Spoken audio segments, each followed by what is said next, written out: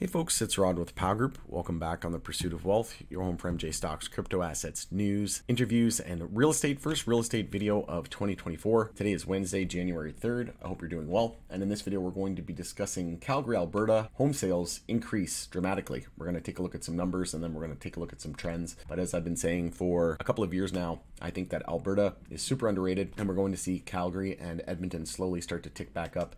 And we should see a bull market in the real estate, specifically in condo markets, as well as those have been absolutely annihilated over the last 15 years or so. But before we get to it, make sure to smash the like. It helps support me in the channel. It doesn't cost you anything.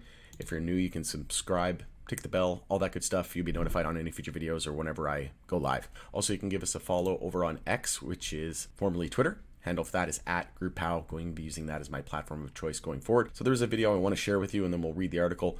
And then there's a couple of quick trends that I want to share with you here in just a moment as well that are quite impressive. But as always, this is not financial advice. This is for entertainment purposes only, and you should never ever take anything that I say as financial advice. I'm not a financial advisor, and you shouldn't buy anything based on anything that I write or anything that I say. So have to get that out of the way, but I am a huge proponent of the real estate market here, specifically in Edmonton, Alberta. That's where I reside. And also the condo market. I think there's going to be tons of upside.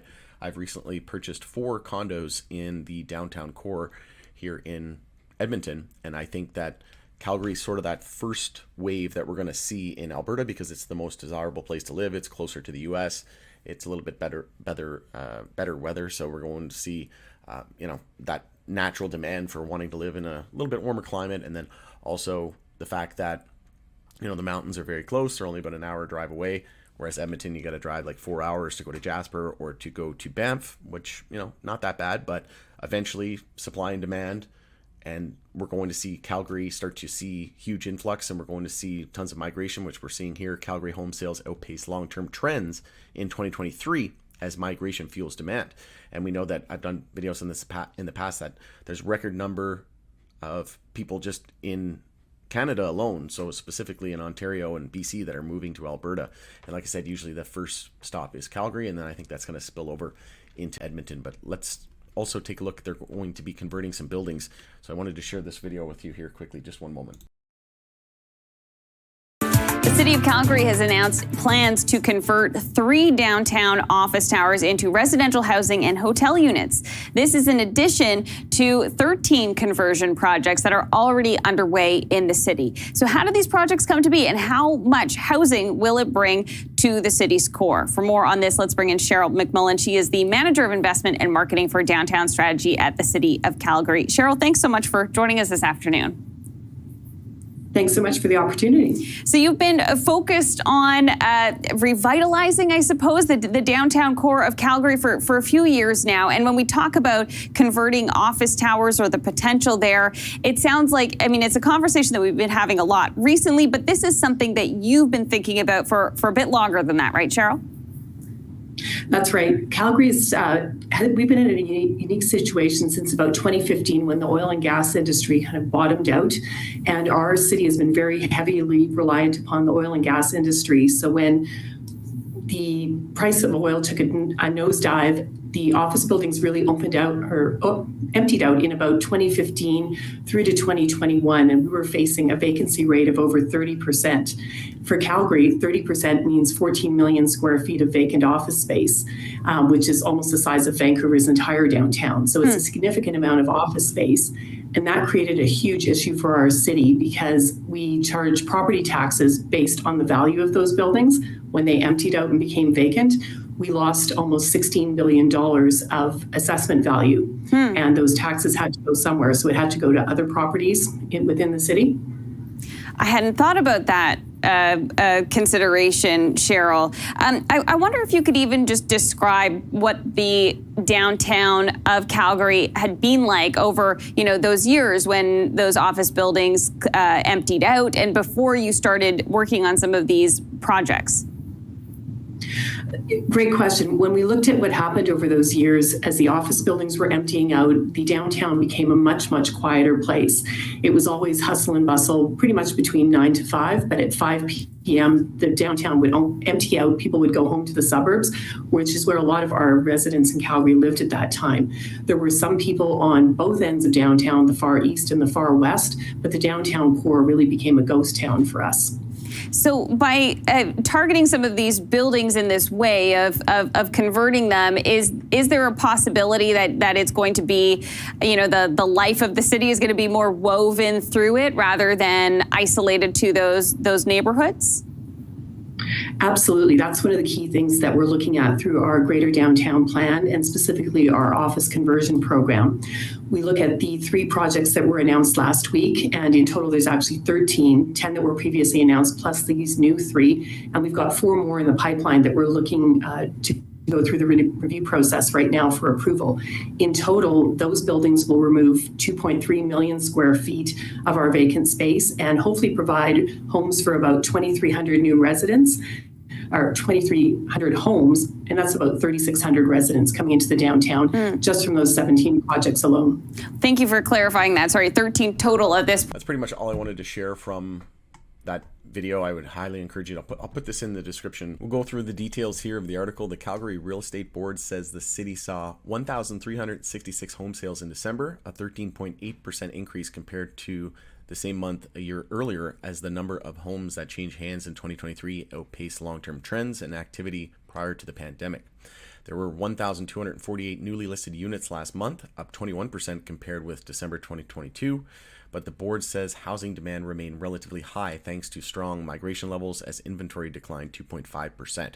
CREB chief economist Anne-Marie Lurie says supply levels were low compared to demand throughout 2023, resulting in stronger than expected price growth. The unadjusted home benchmark price at the end of the year stood at $570,100, down around $2,600 from the previous month, but 10.4% higher than December 2022. And then get this, the board says the detached market saw the most significant decline in sales activity in 2023 at nearly 20%. And I think that is because times are troubling. We also have interest rates going up. So the fact that we have higher interest rates in this environment, people don't want an expensive home, right? So apartment style condos are going to be more and more appealing. And then listen to the kicker here and the end of the article. Apartment style properties were the only type to report an annual sales gain, hitting a record high, 7,884.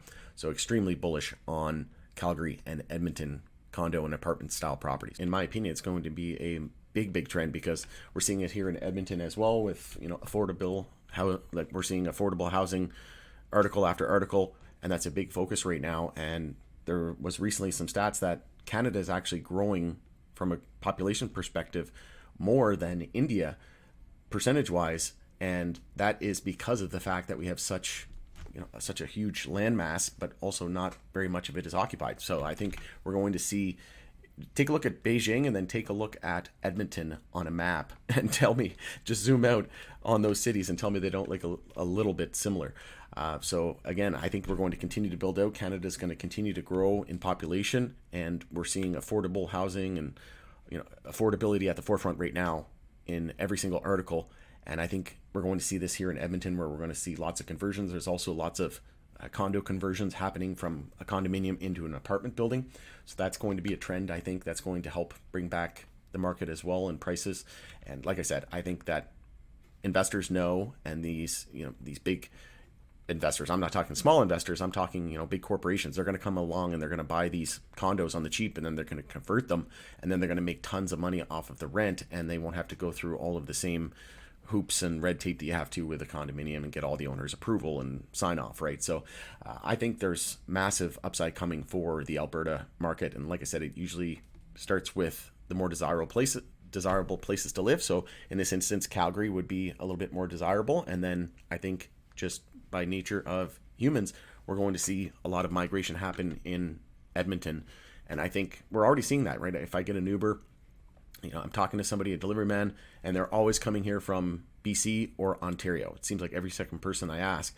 And that is because of affordability, right? It's so cheap here. It's only 5% sales tax in Alberta, and living's cheap oil and gas is cheap. So it's just a very desirable place to live at the moment, given the current circumstance of global macro events. If it was all sunshine and rainbows elsewhere, then no. Like, look at what's happening in California. Some of these places, especially after C-19, when we had massive homeless and things like that. So there's been tons of epidemics and concerns on the rise, and I think Alberta has definitely been at the forefront and on most people's radar now. And that was the case for me in PEI before I moved to Alberta.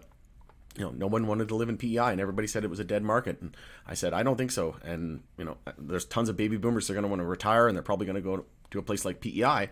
And sure enough, and then we also had that accelerated from the C-19, right? So then it was just insane. Some properties went up 100% in value in just a few years, right? 3 years, we're talking a house go from $200,000 to $400,000, right? So then I sold both my properties there and came to Edmonton, and I'm looking to do the same with the beaten down condo market. I have 4 condos, one of which is a Airbnb full time, and making great money with that. So I have cash flow, and then also appreciating on the value of the home, right? So hopefully over the next 5-10 years, hopefully the value of the condo doubles, and then I'll also cash flow 300-400% each month. So that's my game plan, and I'm sticking to it. Like I said, I'm very bullish. Been covering this space for a while now. You can see that on Zillow, Calgary real estate trends, average sold price from December 3rd to December 31st, $548,000. Very small monthly change, 0.8%, and then quarterly change 1%, yearly change 10.3%, and price usually just rises with demand, right? And then we know that we're just starting to turn around, so that should continue to go up. But then we also have Edmonton stats here as well. $410K average sold price, 64% monthly change, quarterly change 28.1%, and yearly change 7.5%. So compared to yearly change 10.3 and then 7.5, definitely got some room to grow there for Edmonton. And like I said, Edmonton is definitely going to be a desirable place once Calgary gets a little bit too high in price. Then eventually people will just find a cheaper price. They'll settle and they'll go to a place like Edmonton. I could have went to Calgary. I was very up in the air about it. I didn't really know, but I knew a little bit more about Edmonton. I knew the city a little bit better. I knew some people here, so that just made it a little bit more attractive. So I came to Edmonton and actually fell in love with it. So I absolutely love it, and what's not to love? We got Connor McDavid. So go Oilers, go! I know this is a Calgary video, probably gonna tick off a lot of Calgary people, but just kidding. I love all hockey. So I live here, so I have to support my home team. All right, it's Rod with Proud Group. Thanks again for joining us on the Pursuit of Wealth. Hopefully this video is helpful, but very, very bullish on Alberta real estate, specifically in condos, over the next 5 to 10 years.